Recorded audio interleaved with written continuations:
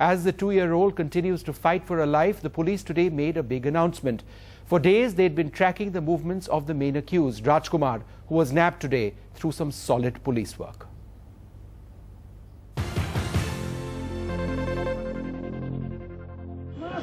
Rajkumar finally in custody after dodging the police for nearly a month.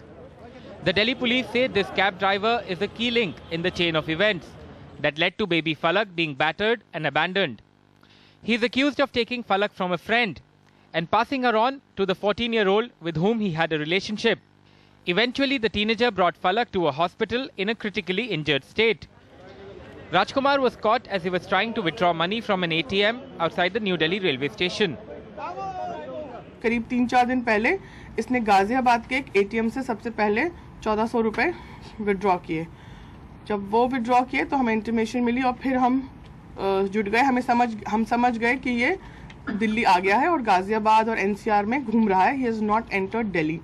So far, 10 arrests have been made in the case. The police suspect most of these people are linked to a trafficking racket. They include 3 women accused of criminal conspiracy. They allegedly tricked Falak's mother into a second marriage for a price, with the promise that her 3 children would be looked after well. 5 others who are part of a prostitution racket. People who allegedly pushed the 14-year-old who brought Falak to hospital into prostitution. The father of this teenager has also been arrested for allegedly abandoning her. The 2-year-old meanwhile continues to battle for her life here at the AIIMS Trauma Center. She is still critical and was put back on a ventilator today. Real justice for someone like her can perhaps only come if the police and other authorities can ensure that cases like hers are minimized throughout the country. In New Delhi with Siddharth Pandey, Anusuya Roy and camera person Manjunath, Alok Pandey, NDTV. Well, this was solid police work, which at the end of the day brought one more person to book in this particular case. Joining us now, Chaya Sharma, DCP South in Delhi. Thanks very much, Chaya, for joining us. We often criticize the police, not so thus far in this case. One of the more interesting things that you did is that you were able to track Rajkumar for days finding out about his ATM transactions and also his whereabouts on cell phone. Is that correct? Yes. When did you feel that you were going to get him? It was just a matter of time. See, it was on 27th or 28th, a lot of media reports started publishing his role, and then there was, everybody becomes aware.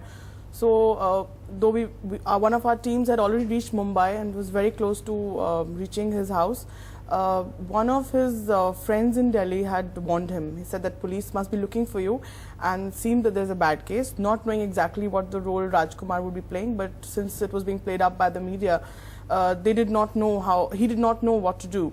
So, the day we reached this building where he was with his father-in-law and mother-in-law, the same day morning, say about just a difference of 5 minutes, he had left the place, and we missed him like that. But we could track his movements for the next 2 days in Mumbai itself, and the last we found him was at Sion. Yes. And we thought that he was speaking to his wife and in Delhi, in Dwarka, whom also we were keeping surveillance on, and we realized that he told her that he will come back to Delhi, but it didn't happen like that.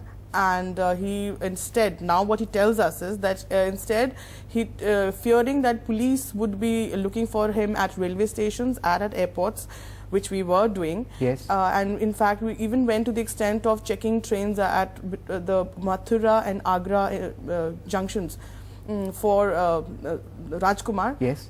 He hitchhiked to Ahmedabad, to Udaipur, and then finally landed up in Delhi using trucks and buses, and would stay overnight at 50 rupees or 100 rupees places just for spending the night. But we understood that his money would finish. Yes. We knew about his 2 bank accounts.